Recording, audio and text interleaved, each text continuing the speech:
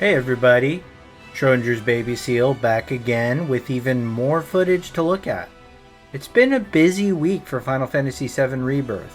Thank you so much to those of you who tuned into my Rebirth demo impressions video. The response has been meteoric and I'm extremely grateful for all the love it's been getting. But the fun is just beginning. At their Tokyo Game Show presentation, Square Enix revealed even more footage. And Square has been kind enough to provide me with the English version of the presentation footage, so I really appreciate that. Thank you, Square Enix. So, now might be a good time to like this video and subscribe to the channel. I promise there will be even more cutting edge looks at Rebirth coming soon and often. So, let's get into it. We are introduced to the Grasslands area, which encompasses the space right outside of KALM.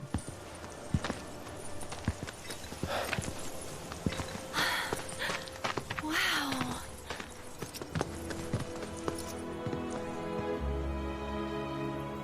Just look at it. The Grasslands are huge, and the overall feeling of the intro to this area is surreal. Clearly meant to match the overwhelming feeling we first had when we hit the world map in the original FF7. A living, breathing planet. Even after everything we've done to it, it's still going strong. It may look that way, but in reality, it's barely hanging on. Guess I still have a lot to learn. What do you want to know? For starters, how do we cross these plains? Come on now, that's easy. The same way you get anywhere. Pick a direction and start walking. Left, your left, right.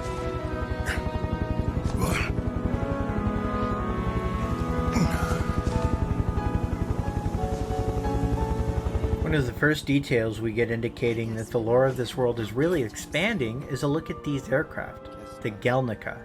They're more recently localized as Guernica, which is named after the Basque city, whose bombing by Nazi forces was famously depicted by Pablo Picasso. In the OG, we only see one of these aircraft, and it serves as a transport for the huge materia. This could, though, be the previously unseen Relnica that's described by the weapons vendor in Remake. I guess we won't be coming back anytime soon. Guess not.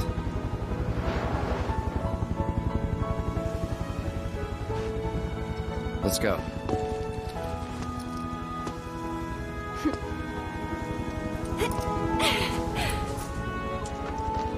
And there it was! The first step on our new journey. You coming? Yeah. Of course we are. Right? Follow me.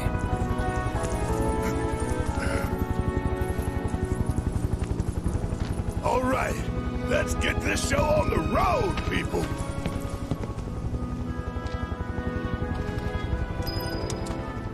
Once exploration begins, it's clear the scale of this game is downright massive.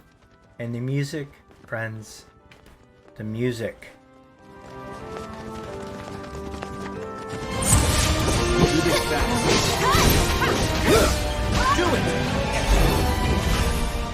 Not only is it a wonderful rendition of the transcendently beautiful world map theme, aka the main theme of Final Fantasy VII, but we get to listen to how seamlessly the music transitions between the combat and overworld variant of the song.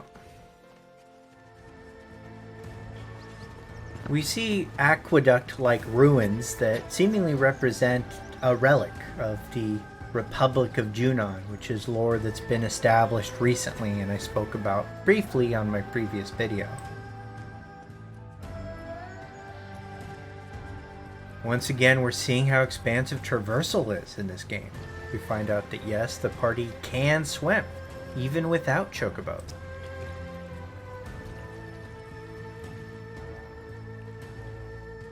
Our first stop is Bill's Ranch, which is a nod to the OG Chocobo farm, but as we confirmed in the previous demo, is one of many ranches.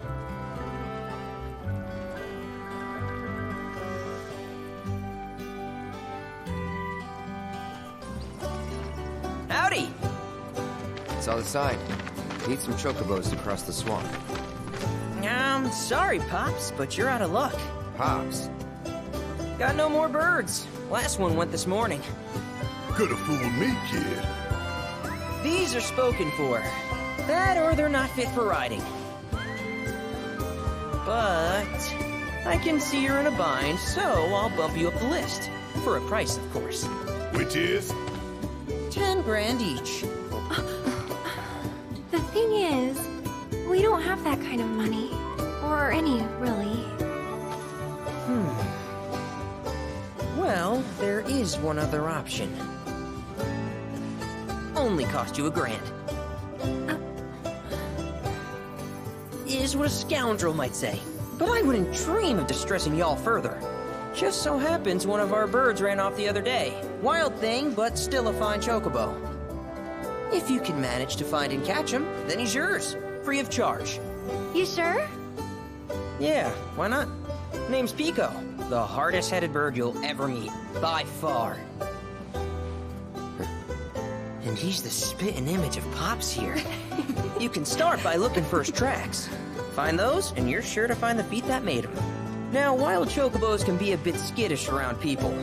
But if you play it cool and creep up real quiet-like, you'll wrangle them no problem. After a charming interaction with Billy, where he predictably swindles the party into the merc work of catching Pico, a rogue chocobo, we get a glimpse of Chloe standing near a purple chest, which almost definitely has a weapon in it. Kid's a born businessman. If y'all can catch our runaway and get his butt back here, riding and rearing lessons are on me. Hunting for Pico involves following the chocobo tracks to his location, and catching chocobos seems to be more stealth-focused than the original, which relied on combat sequences to catch. This again seems to draw inspiration from the Horizon series.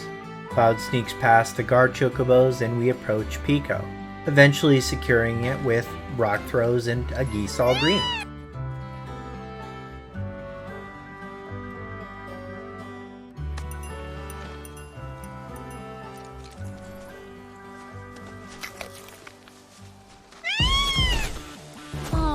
Isn't he just the cutest?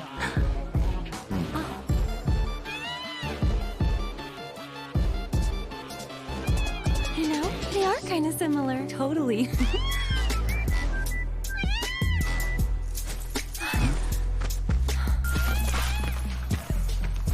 There's our guy. After returning to the ranch with Pico, we are greeted by Chadley, the lovable and not at all suspicious cyborg made by Hojo, who we broke free of his metaphysical prison in Remake, has returned. Hey there. What a pleasant surprise. You do remember me, don't you?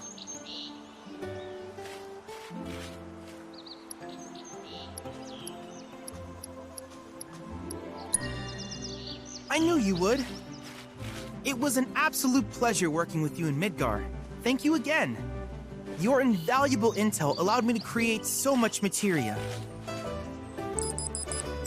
Detecting internal monologue. The hell's this weirdo doing here? I was created by Professor Hojo, you know. Though your thoughts could be read by any cyborg. But, to answer your question, I took a page out of your book and skipped town. Now, in addition to monster research quests, he is now responsible for this game's map tower mechanic called World Intel. They were originally constructed by the Republic of Junon, but were claimed by Shinra after the war. Since which time they've sat idle and untouched, just waiting for someone to put them to good use. Using the Chad module, Cloud can unlock remnants of the Republic of Junon called Remnawave Towers to reveal portions of the large open world map and provide us with a myriad of side quest and research options, all of which help us to develop new materia. Though we don't get to see them in action, we get a glimpse of the new auto materia, which are meant to be assigned to party members to perform actions when they are not being controlled actively, similar to the synergy materia and seemingly akin to Final Fantasy XII's Gambit system. While heading to the Fiend quest given to us by Chadley, we see just how quickly the Chocobo can cover large distances. But along the way, our Chocobo discovers a great cross-marketing opportunity for Square. Play Arts is a series of figurines offered by Square in the real world. We also get a glimpse of Mog House, and I literally yelled at my screen when I saw this, but I'm going to cover minigames in the next video. Now everybody, stay calm. That's right, we get to travel to KALM, and KALM stole the show for me personally. The ambiance was tremendous, both musically and visually. It's Avalanche's fault. We're gonna. I tell you. Everyone, please, one at a time.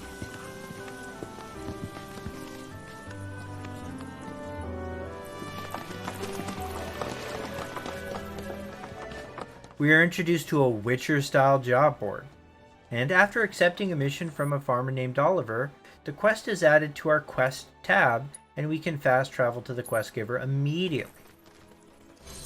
Oh, y'all must be the way. Hey, seeing that you're here, mind help me with something? I'm Oliver, by the way, owner of this farm. When talking to Oliver, we get to see how dialogue trees work again, highly reminiscent of games like Horizon or The Witcher. Even hired a hunter to get rid of it, but that was a bust. Appreciate it. That your dog there? Mind if I pet him?